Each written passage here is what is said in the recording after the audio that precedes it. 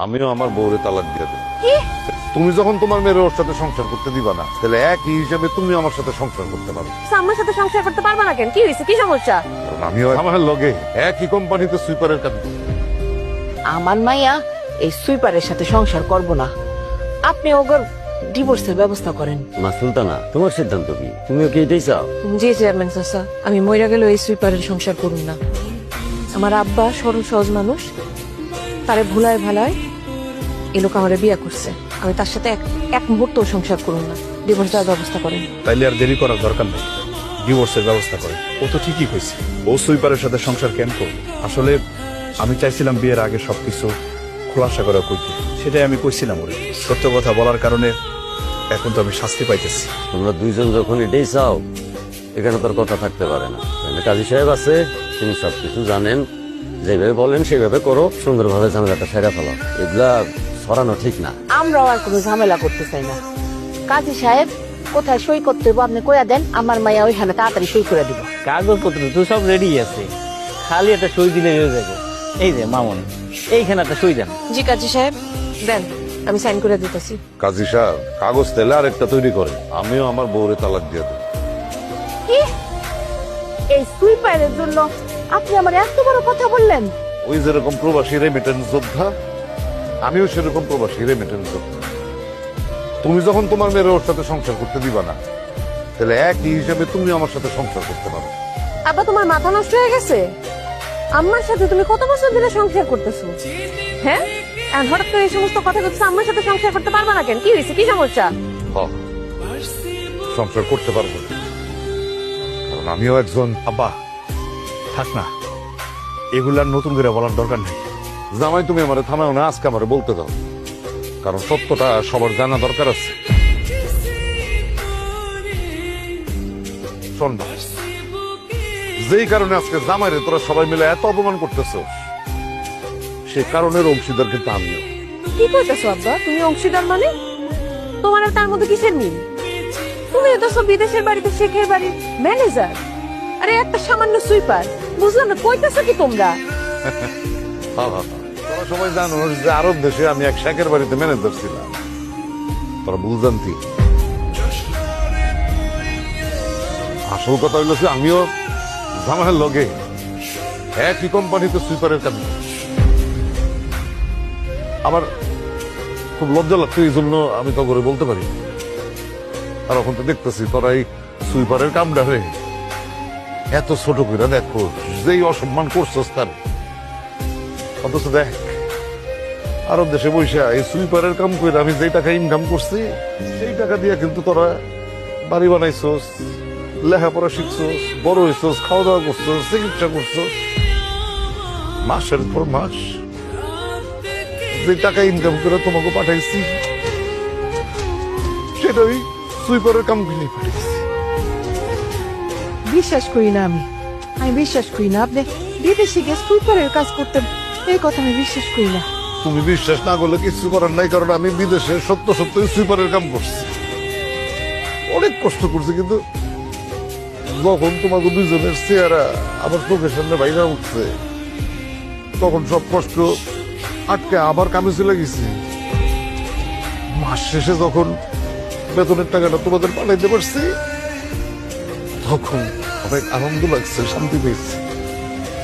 তোমরা তোমরা এই কাজটারে এত নিকৃষ্ট মনে করতেছো, তাই না? এত নিকৃষ্ট একটা কাজ। জামাই বাবা যেখানে আমার লগে কাজ করছে, দিনের পর দিন আমি ওটা দেখছি, ওর আচার ব্যবহার, ওর মতন সব ছেলে আমি জীবনে আর দেখি।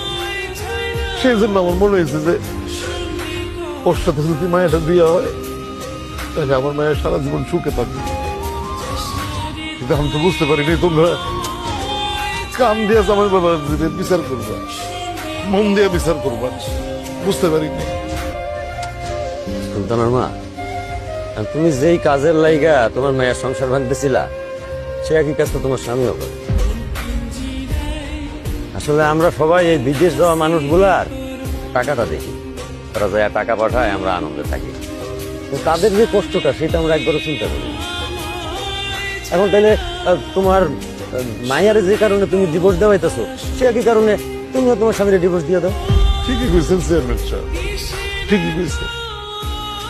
যেই কারণে তুমি তোমার মেয়ের ওর সাথে সংসার করতে দিবা না, একই কারণে তুমি আমার সাথে সংসার করতে পারবা না।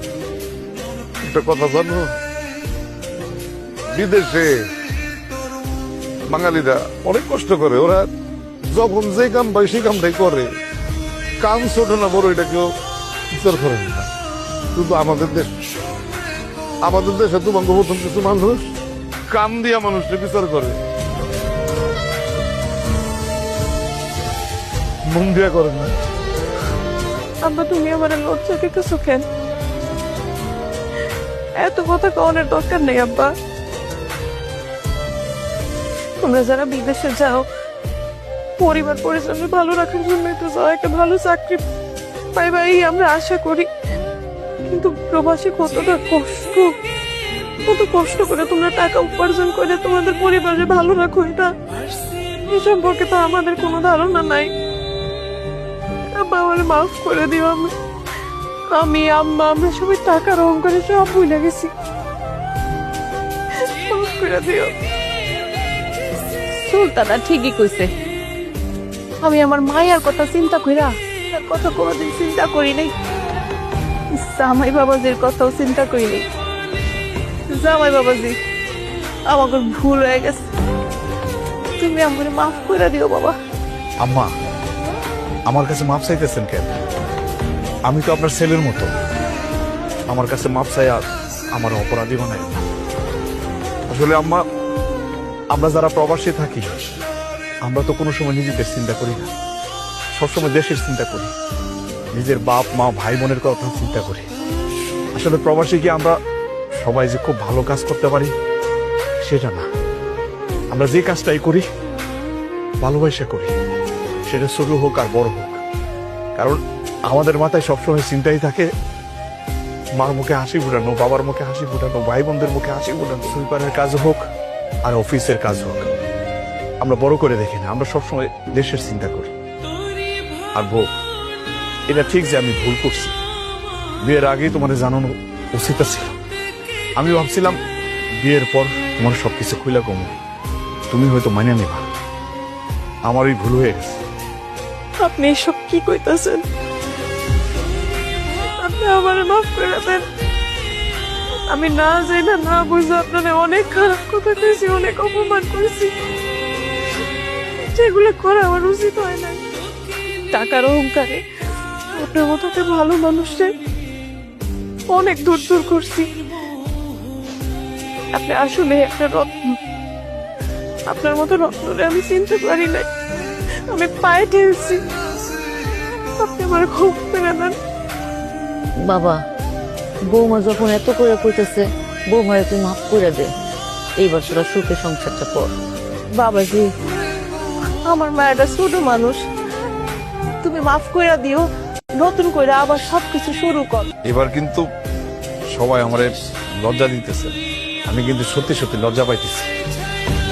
সুলতানা যেহেতু তার ভুল বুঝতে পারছে, আমি তারে মাফ করে দিলাম। এবার সবাই খুশি তো? আরে তাহলে তো হয়ে গেল। হ্যাঁ, তাহলে এখন তো আবার নতুন করে বিয়ের আয়োজন করতে হয়, কি কর কাজ? আর একটা নতুন